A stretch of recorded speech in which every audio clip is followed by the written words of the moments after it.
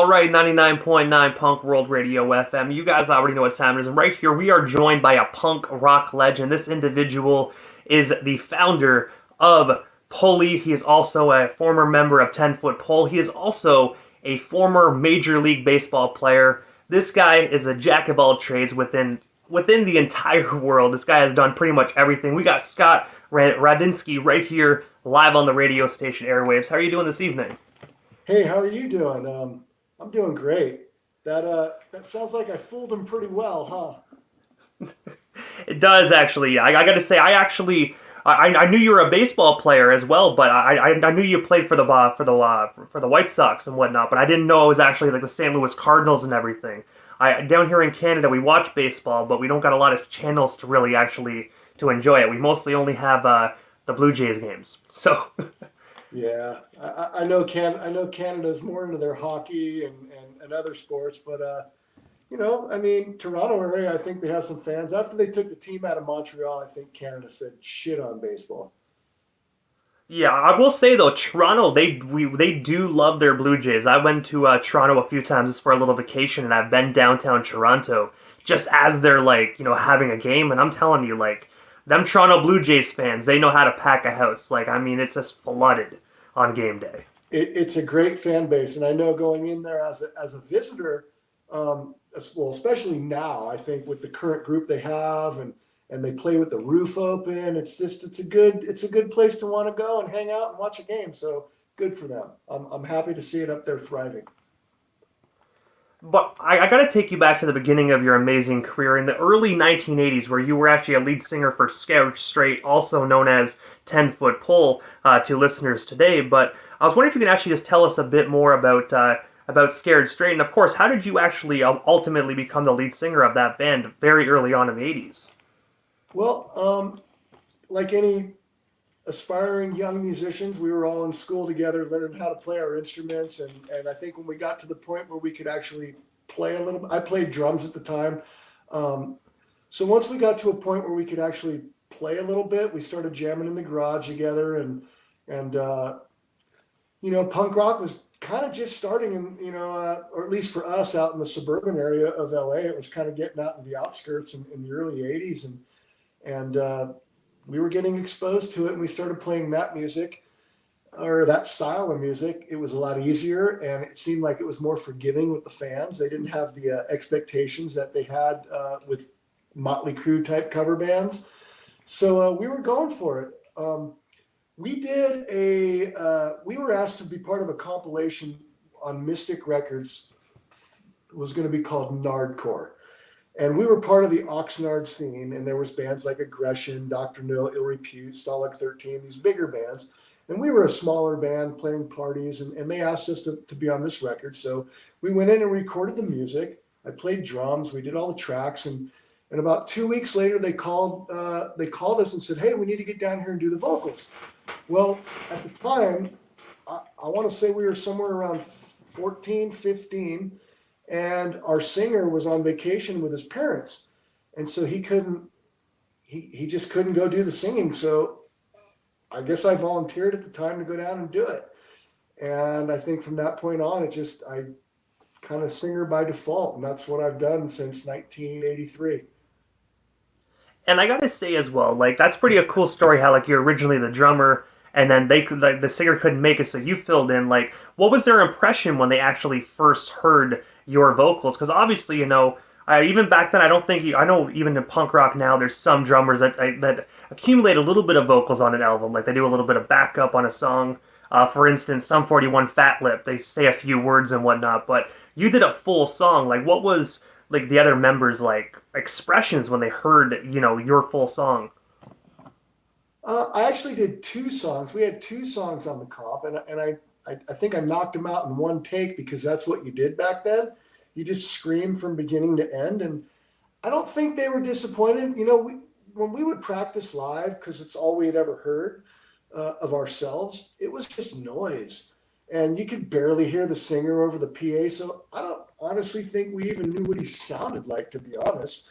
So when we heard the vocals for the first time, I don't think we knew any better, and it could have been any one of us singing. It was just, oh, that's what it sounds like with vocals. Okay, cool. And it came out, and that was it. And there was really there was no expectation or no critiquing of it. It was just, hey, we got vocals on these songs, and that's what it was.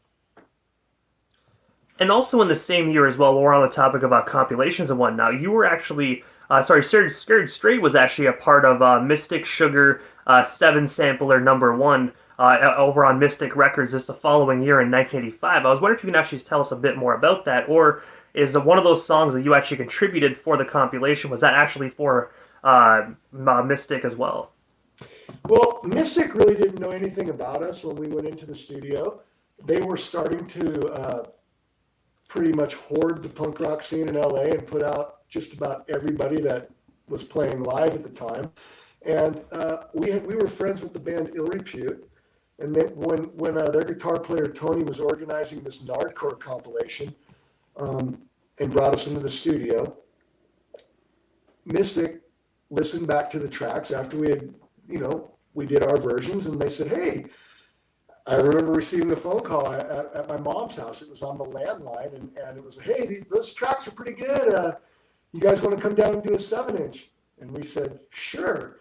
So we went down probably somewhere a few months after we had done those compilation songs, maybe somewhere around 83-ish, early 84 maybe, and we recorded a 9-song 7-inch EP, and they put that out.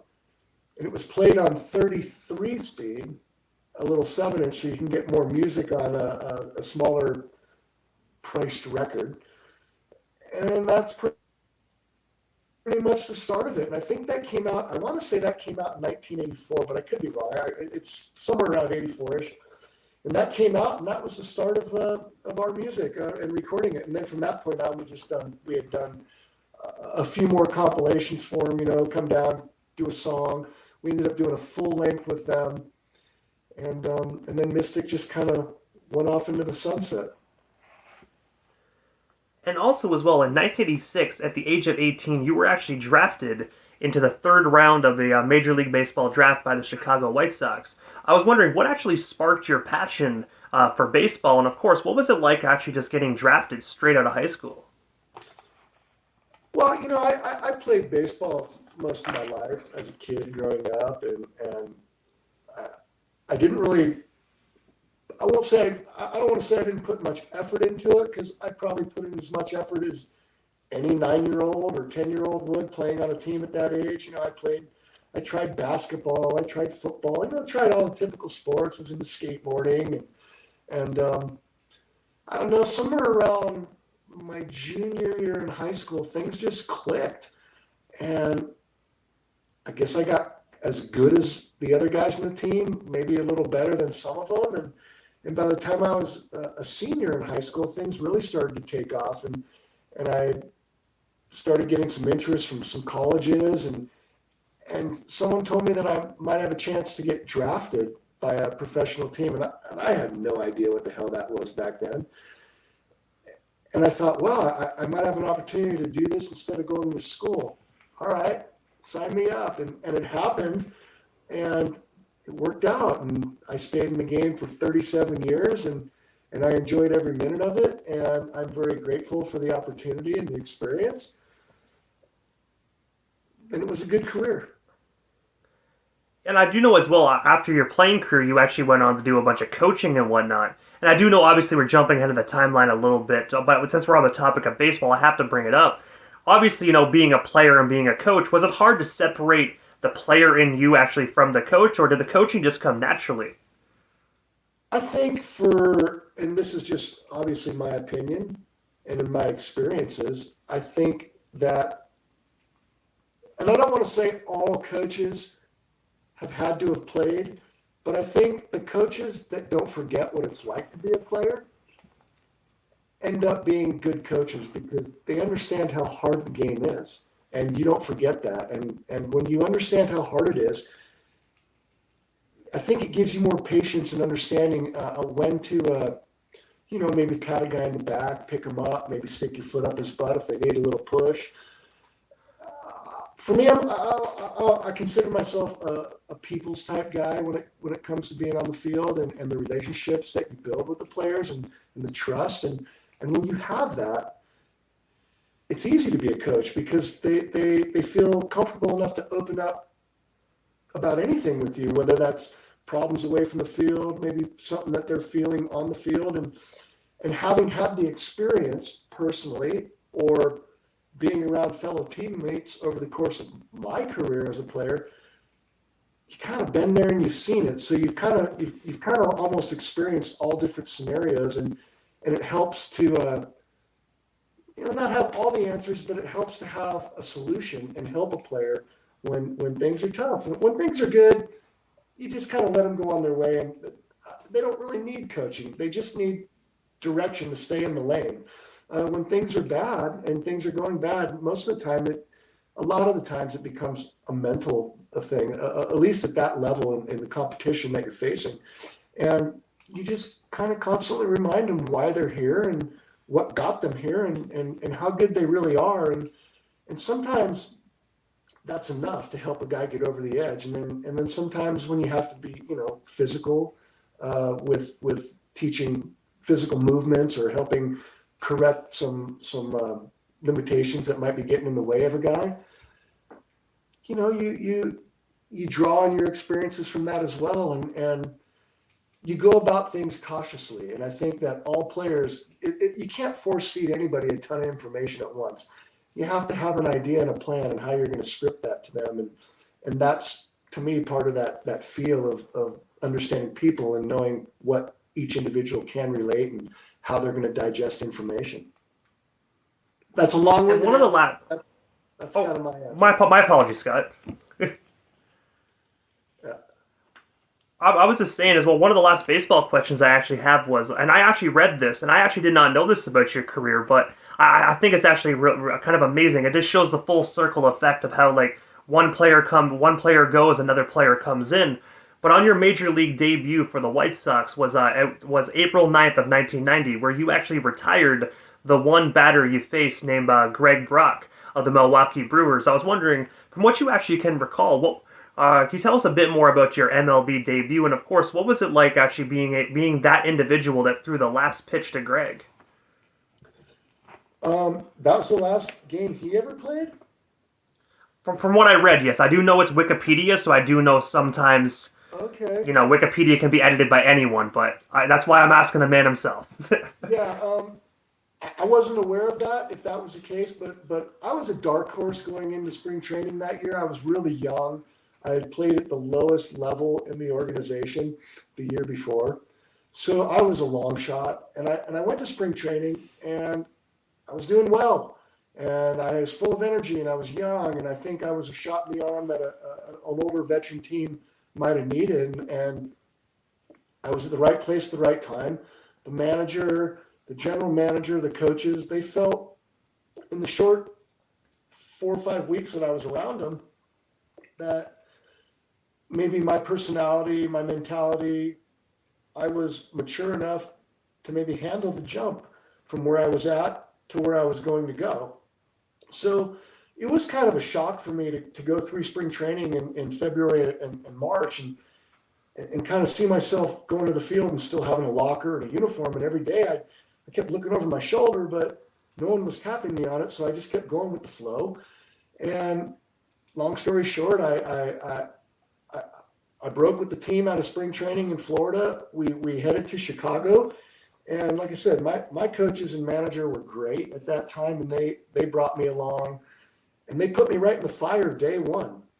And, what better way to break somebody in than just throw them in the deep end right off the bat? And that's what they did. And I faced my hitter. I got him out, and they went right out there, and they got me out of the game. And I remember the manager coming out and saying, "Hey, kid, great job. Now go on and get out of here before you get hurt." And that was kind of how it went. And I walked off the field, and all the guys were, giving me high fives and congratulating me for basically popping my cherry. And that's what I did. And also as well, upon your departure from 10-Foot Pole in 1994, you actually formed the iconic California punk rock band the world knows as Pulley. I was wondering if you can actually just tell us the story behind Pulley, and of course, what actually made yourself and the other members come together as one just to form this iconic band. Well, I don't remember what the date was, but I remember being at a hotel in Kansas City at some point in the season in '95, might have been. And yeah, '95. And I got a phone call from one of the guitar players, Dennis, and he basically said, "Hey, we're going to keep this band going. We're going to keep 10 Foot Pole going, and we'll stop what we're doing 4 months out of the year to be the backup band for you, and you can start a new project." And I thought about it, and I kind of laughed, and I said, "Well, why in the hell would I want to be in a band with you guys? We've been in a band for 10 years together up to that point, and we kind of were not really getting along. I mean, I know the two guitar players fought a lot. The bass player and drummer were relatively new, and they were just kind of going with the flow. And the punk rock scene was starting to break at that time, and it was really starting to boom. So they asked me in a nice way, I guess, to leave. And I thought it was kind of comical how they said, we'll be your backup band. And at that moment, I thought, well, why wouldn't I just call some friends of mine that actually were former members of Scared Straight or 10 Foot Pole, guys that I was still in contact with and that I talked to and that I felt were good or better musicians. And that's kind of how it started. It started with a phone call. I got home after that season. We basically rehearsed over the period of 2 or 3 weeks. I talked to Epitaph. They said, send me some songs. We demoed some songs. I sent it to them. They said, we'd love to put them out. So we kind of had a record deal secured within the first month and a half, 2 months of being in a band. And then I saw Loudwagon was playing a show in LA, and I contacted them, and they said, oh yeah, why not? So they put us on the bill, and that was our first show. And I think we had about 7 songs at the time. We played them all twice. And we did this show at the Whiskey in LA with Lagwagon. It went over great. And then we were a band just like that overnight. We went in and recorded the record maybe 3 months into our existence. Like I said, that was it. We became a band just like that. And a steam-driven engine, man, is such an iconic album as well. Like, you could put that album in even today in 2023, and it's a non-skippable album, man. Like, literally song 1 right to the last song. Honestly, an amazing album, in my honest opinion. Well, that's awesome. Thank you. And I think sometimes when you put a bunch of people in a room together that maybe have some frustrations that they want to vent out towards their former bands or current bands or whatever was going on at the time, it came together organically. It came together really fast. We all had something to say, and I think that's kind of the beauty of songs like that are put together that like in that format is it will last the test of time. And at least for me, I enjoy most of the songs on that record. We don't play them all live anymore. Obviously, it's hard when you have a ton of songs to choose from in a short time to play. But we're certainly proud of it, and I know that we're proud of the work and how it came together in such a quick manner. It wasn't sloppy. It was well thought out, and like I said, even in a short time, it lasts, and that's something to be proud of. And thank you. And also, another amazing album you dropped was the album right after A Steam-Driven Engine that dropped on October 7th of 1997, titled 60 Cycle Hum.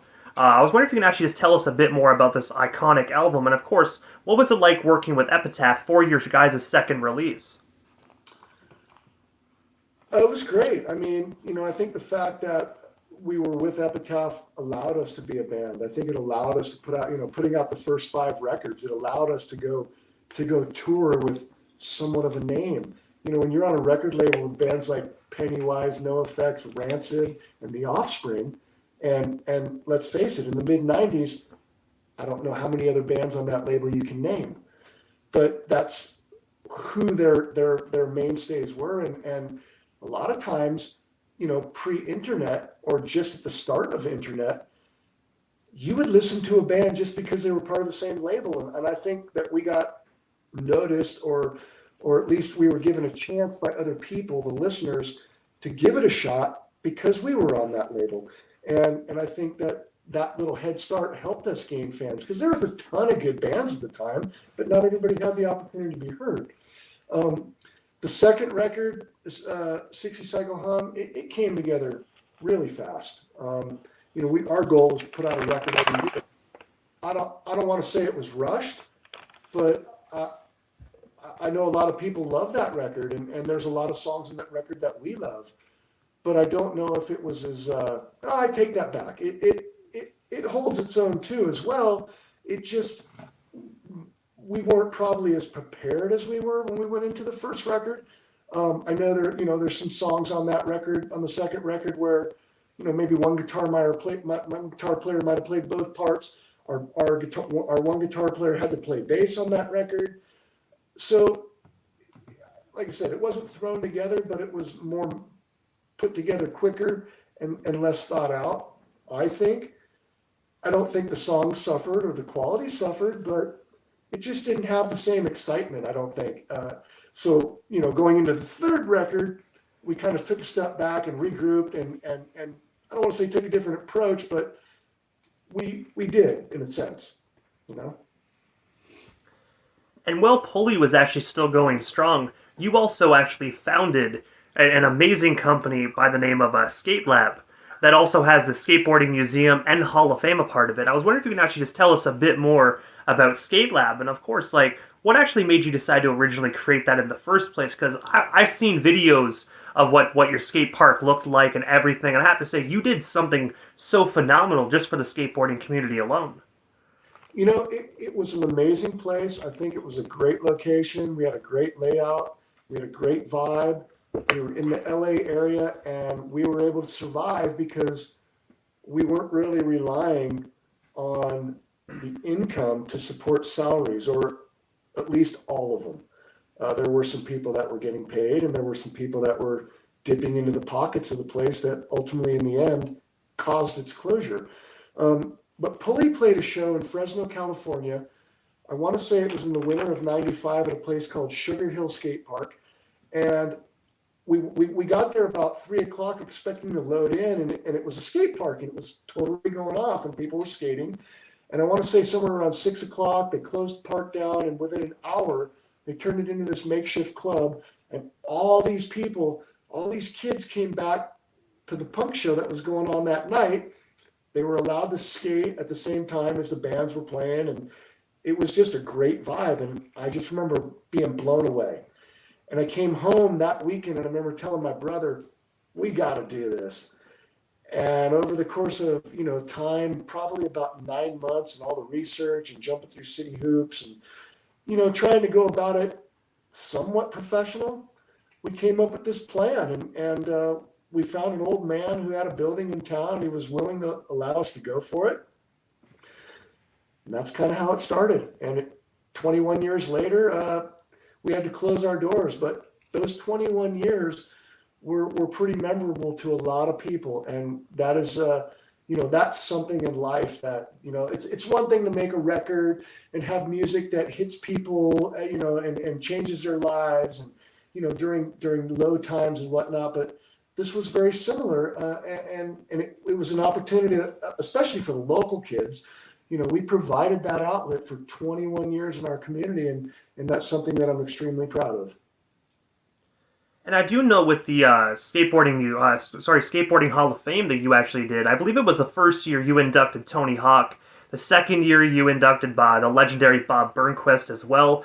Like, you're only asking, like, how did the Hall of Fame side of things actually come to be for Skate Lab? And of course, how did you actually get so many skaters on board at the very beginning of all this? We started with like what we called basically a museum, and it was display of old vintage boards we had over the years. We would collect, people would donate. And I think, after being in business for, let's say, roughly, I don't know exactly when we established the Hall of Fame. I think we filed for we copyrighted the name, or we paid for the, domain name, started a a website that was probably, meaningless at the time. But over the course of the years and filing for like the nonprofit, and, by the time we had started approaching other skaters, I think we had our foot in the door, and they had heard about us or had visited the place. They had saw what we were trying to do. And I think they respected our non-corporate approach and vibe. So that part was easy to have skaters kind of get behind it. The hard part was sustaining it financially. We were trying to run a skateboarding business and a for-profit company, opening their doors on a daily basis. And there's not a lot of money in skateboarding. And the one thing people don't want to do is they don't want to pay to do it. And with the opening of all these public parks and things that were starting to happen, we started noticing, a little bit of suffering. But I guess I'll say it. My partner at the time was just hemorrhaging money into the museum side of it and the Hall of Fame side of it, and he was also on salary with the skate lab side of it. So it sucked for me because I think our whole motive was to try to keep promoting skateboarding, but at the same time we had to have people coming in our doors to help the cause, to keep opening them tomorrow, and to replace wood that needed to be replaced, to be able to buy new product to put in our shop. And when we saw, or at least when I saw most of the money going out the door to the Hall of Fame side of it, I had approached him and said, maybe we should split these two entities. And I think that really offended him. So he basically, I don't want to say stole, but like kind of took money from one entity and stashed it to put into another, and eventually the skate park suffered, and I put my own money back into it several times to keep it going, and I guess after 21 years it just got to a point where, all right, well, I've got to stop doing this, so maybe we should focus on raising money differently through the nonprofit side of the Hall of Fame, and he wasn't buying it or buying into that side of it because there's no money in skateboarding. And the industry, they get behind it once a year. There's a party, there's an event where they induct members or new members. There's a board that votes on who's getting in and who's not. And it's very organized. And they've come a long way since the first year of, the inception of it, when the first initial party of it. And I think Vans has gotten behind it, and it definitely has a different format now, and there's probably some different leadership behind it that's taken an interest, now that they see where it's at, in helping organize the event and helping bring in sponsorship and bring in people, to come and support it, and pay $500 to sit at a table and, listen to people speak. So in that sense, it's gone on really well. But, I guess selfishly at the same time, in my opinion, our personal business, the Skate Lab, suffered dearly due to that. So I have no regrets or no animosity towards the Hall of Fame. I am no longer a part of that. But it's a disappointment that I believe that's a big part of why Skate Lab ultimately had to close. So it's kind of like a double-edged sword for me, But I do have to say as well, first and foremost, you did 21 years of that, Scott. So for that, thank you, man, for just, keeping skateboarding alive in your community. Because what you actually did creating Skate Lab, I guarantee you made so many new and up and coming skaters to old skate rats, as they call them, super happy when they walk through your doors, man. So 21 years is still a huge accomplishment. And that's my proudest moment, is knowing to see the smiles on people's faces when they walked in the door. To see a couple of kids from my own hometown that became pros, and they're still basically, it's their livelihood through skateboarding. And these guys are, into their 30s at this point in life, and that's a proud moment for me to see that, to see them, and a lot of other kids who just got involved in general just because it was an outlet and it was there and it was a resource that was available to them right down the street. So yeah, I mean, we touched a lot of individuals, and and I'm proud of that. And also as well, on April 6th of 2004, you actually Pulley actually dropped my favorite album of all time, which is Matters. And I was wondering if you can actually just tell us a bit more about the story behind this amazing album, because I have to say this one to me is what had so many amazing songs on it. That is probably one of my personal favorites leading up to the recording. The amount of work we put in, I think we became uh, better songwriters at that point, and we learned how to write. We learned how to write around vocals. It wasn't just a bunch of riffs and hey, sing over this. The songs became songs. We became musicians. We took pride in what we were doing. We took pride in crafting songs together and collectively. When we went into the studio to record that, we knew those songs inside and out. There wasn't a lot of change. There wasn't really any. Uh, a lot of times, the bands will tell you get in the studio and things change. They change because you weren't aware of what it sounded like before you went in.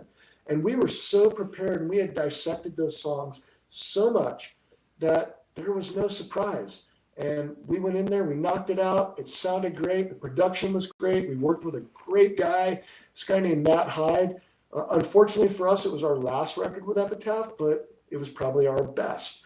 And that was a good one. And the story behind it was preparation.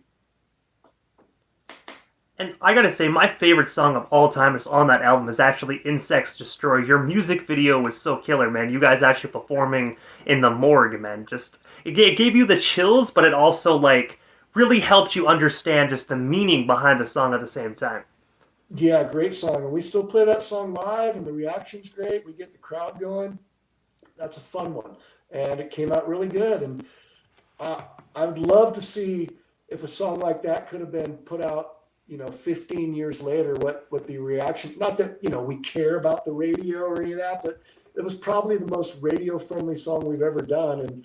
And unfortunately timing's everything. But it's still a great song and it holds up today. And like I said, I consider the songs we play live our best to date. And that's one of our mainstays in the set. And just for Insects, we don't be asking like whose idea was it to come up with that theme for the video? Because like I mentioned, that video and song really matched up perfectly together. We worked with this guy named Darren Doan on the first video, and so for us, it just seemed like normal to, hey, we're doing another video. We're gonna reach out to him, and he had the whole theme and the idea. Usually, when you go do a video, or at least in our case, you put a lot of stock in the guy that's going to create it, because it's they're like a member, and they look over they look over the lyrics, and they try to understand the meaning of the song. They ask questions, and they come up with the whatever it's called, like the script, or the I guess it's a script, right? And Yeah. and all we did was show up, and it's easy for us just to act out the parts. We emulate a live performance. And then he tells us, what to do inside that morgue. And I really didn't know what the hell the theme was going to be behind the thing until I got there and I saw what was going on. And I remember seeing all this like fake money all over the floor, and it was perfect. And the video came out perfect to what the song was about. And it's just another good piece of something that we recorded or we did that has to last, because there's no turning back. It's forever. And that song, you can Google it and see it on YouTube, and it's still there and it still has its meaning. And were you guys in an actual morgue, or was it just like a set stage to look like a morgue? I think it was a set. I don't remember where it was. It was somewhere in Hollywood, but it wasn't a morgue. And also as well, just next month, you guys are actually going to be venturing off to Australia and doing many shows actually out there, I believe for a couple weeks straight. I was wondering, from what you can tell me, what cities do you plan on hitting out there in Australia? And of course, like, where can we actually snag ourselves some tickets to come on out and see you and the rest of Pulley live in full effect if we're going to be in the Australia area? Yeah, we're actually going out there in 10 days. Company called Chop Dog Entertainment. I don't know what their socials are or any of that, but that's the name of the company, Chop Dog Entertainment. They're bringing us out there. And I'm sure that, you look that up, you're going to find tickets. We have a couple of shows with Lagwagon that we're playing at the end of their tour, which is really cool. I know we're in Sydney. We're playing a show in Hobart in Tasmania, Adelaide, Melbourne, the Gold Coast.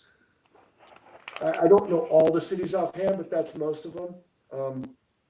A lot of cities we haven't been to in 20 years, so it's exciting to looking forward to getting back there. It's short. I think it's 7-8 shows. It takes 2 days to get there, and then we get there 2 days later. We play the shows and we come home on the same day. So it's a hell of a trip, but I think it's going to be worth it. And so far the tickets have been selling, and it should be good. And I heard as well, like, the punk rock community just out there in Australia is absolutely phenomenal. Like, they love their punk rock, so I definitely know Pulley is going to have some killer shows out there.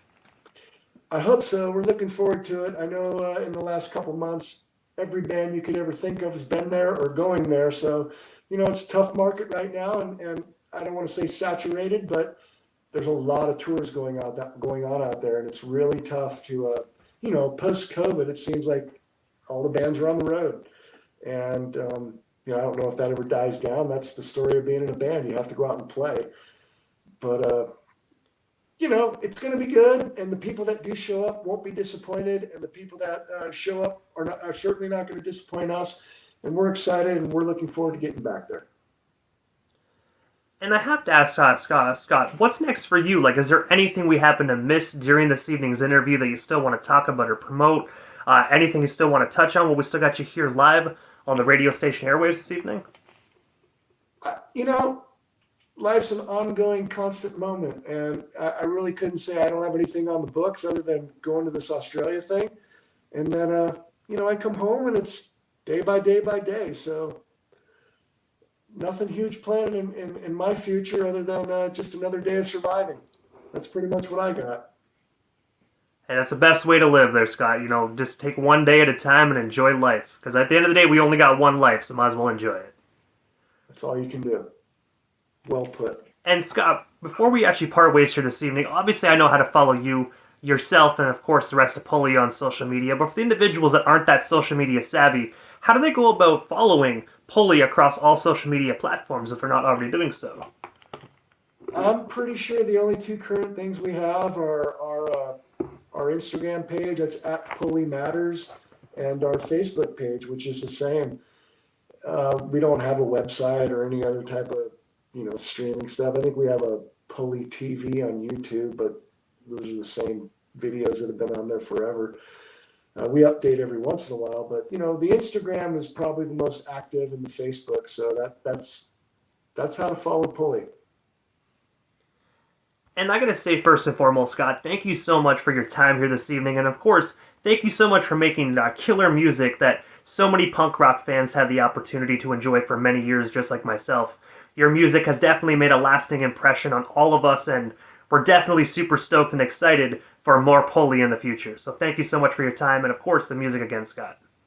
Well, appreciate that. Thanks for the kind words. And that's what being in a band is to write and play and make music for people to enjoy. And it's good to hear that at least somebody did.